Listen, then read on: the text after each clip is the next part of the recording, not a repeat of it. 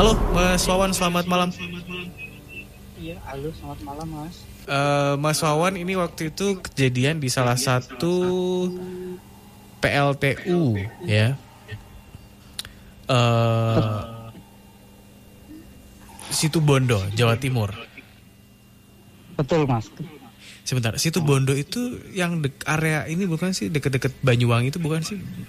Betul sekali, Ya. arah ke itu Alas Baluran Banyuwangi. Oke, siap.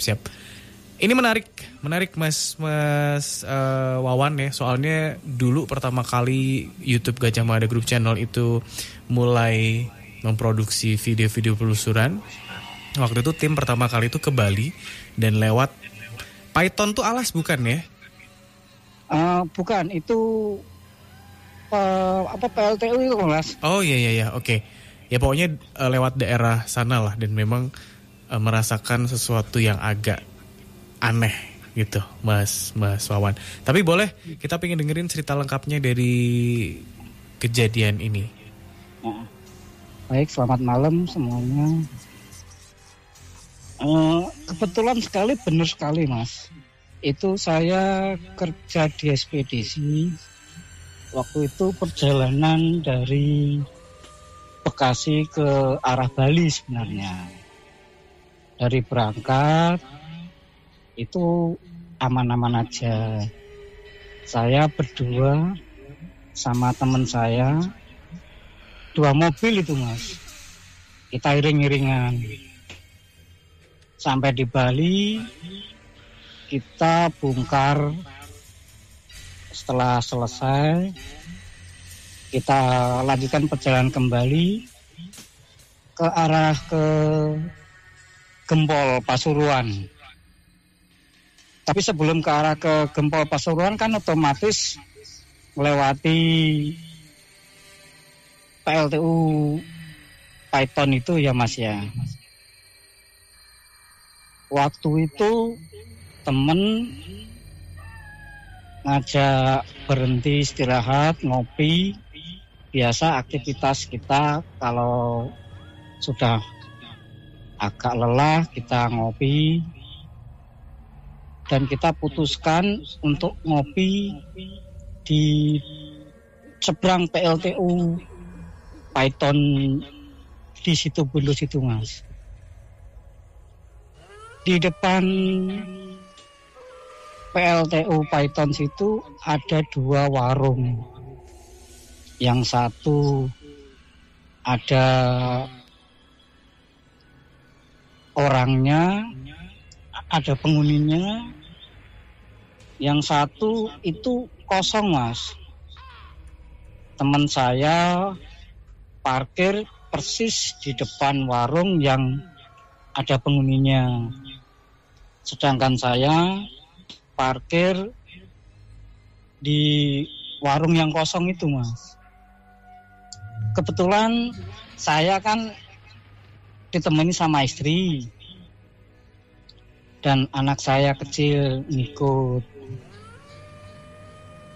Nah, waktu itu saya tawarin istri ngopi, istri nggak mau. Istri di dalam mobil sama anak saya. Terus saya turun, pamit sama istri, saya ngopi sama temen. Selang kurang lebih setengah jaman lah, Mas. Saya ngobrol sama temen sambil ngopi. Tahu-tahu saya dengar klakson, Mas. Klakson mobil saya. Karena saya teringat di dalam mobil itu ada istri dan anak saya. Saya pikir, itu mungkin istri atau anak saya nyenggol atau nyentuh klakson yang ada di setir itu mungkin. Tapi saya berdiri, Mas. Saya itu kok melihat istri nggak ada di sebelah mobil gitu kan dari jauh. Berarti kemungkinan betul istri saya mungkin nyentuh klakson atau mungkin anak saya. Tapi ketika setelah saya selesai ngopi, Mas, saya kaget dengan istri saya, Mas. Istri saya tuh kaku, lemes, pucet gitu. Dan ketika saya tanyain, ayo Mak, ayo Pak, buruan. Bilang begitu, Mak. Nah, ketika saya tanya lagi, ada apa? Bilang gitu. Udah pokoknya ayo kita jalan. Saya coba tanya lagi sama istri. Emang ada yang ganggu? Saya bilang gitu. Sambil mobil saya starter, saya jalan. Istri ternyata, Mas, itu dilihatin hantu, kayak hantu gitulah ya, saya mau bilangnya. Jadi dia pakai pakaian putih, rambutnya terurai, di samping warung kosong itu, Mas. Lah ketika waktu itu istri melihat, istri itu nggak bisa berucap kata-kata apa-apa. Mau minta tolong nggak bisa, mau bangun nggak bisa, mau teriak nggak bisa katanya. Terus lah itu, ternyata istri waktu itu nyentuh klakson itu ngasih kode ke saya. Dan saya nggak paham ternyata, Mas. Nah, sambil berjalan, itu cerita lagi. Seolah-olah si penghuni itu tadi yang saya bilang kayak hantu tadi itu gedor-gedor atap, Mas. Itu seolah-olah nggak terima saya parkir di situ gitu. Nah, yang saya tanyakan di sini, Mas, apakah benar si penghuni atau hantu itu memang tidak terima saya pakai di situ atau gimana, Mas? Terus ini ada hubungannya gini, Mas, sebentar, Mas. Boleh ya saya nambahin sedikit ya, Mas? Boleh, monggo. Lah selang 2 minggu kemudian saya perjalanan lagi dari Bekasi ke Bali lagi. Saya balik tanpa sengaja, saya tuh ngantuk banget lewat warung depan situ. Saya tidur karena waktu itu saya sendirian, nggak sama teman lagi.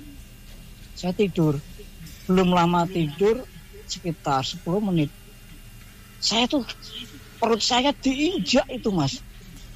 Orangnya hitam kalau ini. Kalau ini saya sempat lihat laki-laki kalau ini. Nah, saya mau baca-baca nggak bisa, mau teriak nggak bisa, sama yang saya alami kayak istri saya. Nah, yang saya tanyakan, apakah ada hubungannya ya, Mas, yang nginjak saya itu sama kejadian istri saya itu? Itu mudah-mudahan nanya ini aja, ya, Mas. Titiknya sama ya, Pak Wawan? Gimana, Mas? Titiknya di titik yang sama ya? Titik yang sama kebetulan. Di titik yang sama. Dan waktu itu bener-bener, Mas, itu kejadian saya alami. Jadi istri ngalami, saya juga ngalami. Tapi waktu yang berbeda. Ya. Waktu Pak Wawan ngopi gitu, apakah sempat ngulik tentang rumah kosong itu atau apa ke pedagang kopinya, Pak? Enggak sempat sih, karena kita kan tujuannya hanya ngopi aja. Jadi waktu ada klakson itu juga enggak ngeh. Kalau istri itu ngasih kode minta tolong ke saya, istilahnya seperti itu. Tapi saya enggak ngeh sama sekali gitu. Kalau ternyata di situ ada bangsa itu, manusia astral itu, Mas. Oke. Mas Febri, silakan deh. Boleh ditanggapin langsung ya. Tapi yang menarik tadi sih, kayak kita tuh istrinya ya, maksudnya istri atau mungkin kita lah semua yang mengalami pengalaman mistis, kemudian badan tuh nge-freeze gitu ya, nggak bisa ngapa-ngapain, kita ngasih kode ke orang lain dengan apapun yang bisa kita berikan ya, Mas Febri ya.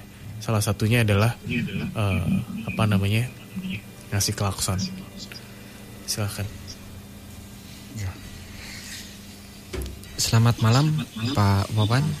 Iya, selamat malam, Mas Febri.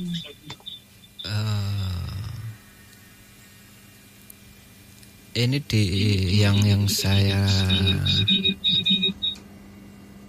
bicarakan di lokasinya dulu ya, di lokasinya itu yang saya tangkap ya Mas, dari segi energi itu sangat berat. Maksudnya gimana Mas? Beratnya itu? Jadi di lokasi itu ya Pak ya, di lokasi itu memang kalau kita ngomongin makhluk astral atau hantu-hantu yang ada di situ banyak sekali gitu. Oh begitu ya. Dan dari segi energi atau tingkatan ilmunya gitu ya Pak ya, itu banyak yang di atas rata-rata gitu. Berarti memang benar-benar itu masuk makhluk astral Mas ya. Itu sempat gini juga Mas, istri bilang mobil saya itu sempat digoyang-goyang juga. Jadi seolah-olah tuh kayak nggak mau diparkirin di situ atau gimana gitu loh Mas. Ya. Kalau kita ngomongin sosok-sosok yang sempat dilihat itu ya Pak ya, mereka sebenarnya dari awal ya, dari jauh sebelum ada bangunan itu, bahkan katakanlah awal mula dibuat jalan itu ya Pak ya, sosok-sosok yang ada di situ sudah nggak terima dulu gitu Mas. Apalagi sampai ada katakanlah orang yang berhenti atau beristirahat di sekitaran daerah situ gitu. Pasti kebanyakan orang yang beristirahat atau berhenti di situ, kebanyakan pasti akan mengalami gangguan gitu. Betul Mas, saya diganggu. Waktu saya tidur belum 10 menit, paling ya sekitar lama 10 menit lah. Itu perut saya tuh diinjak-injak Mas, berat banget rasanya. Mau gerak nggak bisa, mau teriak nggak bisa. Mulut itu rasanya kayak terkunci Mas. Iya. Sebenarnya gangguan tersebut itu kalau kita tangkap sebenarnya bukan yang tidak terima terus kayak membuat sakit, itu bukan, tetapi dia hanya ingin mengusir kita gitu loh Pak. Oh jadi intinya kita nggak boleh mungkin pakai di situ atau mungkin suruh cari tempat lain gitu kali. Mengusir kita biar segera pergi dari lokasi itu gitu. Jadi dia kan kemungkinan yang saya tangkap ya Pak ya, ini dari sosok yang perempuan itu ya, yang sempat dilihat sama istrinya Pak Wawan. Betul. Dia hanya ingin Pak Wawan dan rekan-rekan itu pergi dari situ karena dia juga ingin kayak apa ya, kehidupannya itu tidak terganggu gitu loh Mas. Oke. Berarti seolah-olah kalau saya di situ mungkin dia nggak terima gitu kali ya Mas ya. Ya bisa dibilang seperti itu gitu Pak. Itu kalau yang saya tangkap dari si sosok wanita itu ya Pak ya, seperti itu gitu. Iya Mas. Soalnya dari kemarin itu kan saya tuh sama istri itu sampai sempat bingung. Sekarang kan sudah tahu jawabannya seperti apa. Kemarin itu masih sempat gini Mas, itu siapa? Kok bikin kita kebetulan sama di titik yang sama gitu loh Mas. Iya. Beda lagi kalau yang sempat apa ya, nginjek Pak Wawan gitu ya, beda lagi ceritanya. Betul. Dengan sosok itu. Iya. Kalau yang saya tangkap dari sosok yang sosok laki-laki yang sempat menginjak perut Pak Wawan ini, sosok ini memang yang saya tangkap memang sosok yang beringas, seringkali mengganggu orang, bahkan sampai membuat orang itu celaka gitu. Iya Mas, itu keras banget nginjaknya tuh, waduh sampai ngerasa sakit banget. Iya. Sampai gerak nggak bisa, mau teriak nggak bisa. Sosok yang katakanlah yang kedua ini ya Pak ya, sosok yang kedua ini lebih beringas daripada sosok yang perempuan itu. Yang perempuan itu ya. Kalau yang perempuan itu memang sempat istri ketakutan itu pas gini Mas. Kayak atap itu dibentur-benturin kayak gitu batu gitu loh Mas. Dueng gitu. Istri semakin takut. Ucat banget Mas saya lihat pas waktu masuk di mobil itu. Ya itu tadi ya Pak ya, memang tujuan sosok ini kayak ingin mengusir supaya tempat itu menurut dia supaya tempat itu tenang, menjadi tenang gitu, nggak ada yang mengganggu gitu loh Pak. Jadi secara tidak langsung kehadiran Pak Wawan dan istri bahkan rekan yang ada di situ itu menurut dia mengganggu gitu Pak. Ya begitu Mas cerita yang bisa saya bagikan. Terima kasih ya Mas Wawan, Pak Wawan. Ya sama-sama Mas. Kalau ada cerita lagi boleh gabung lagi di Nightmare on the Air.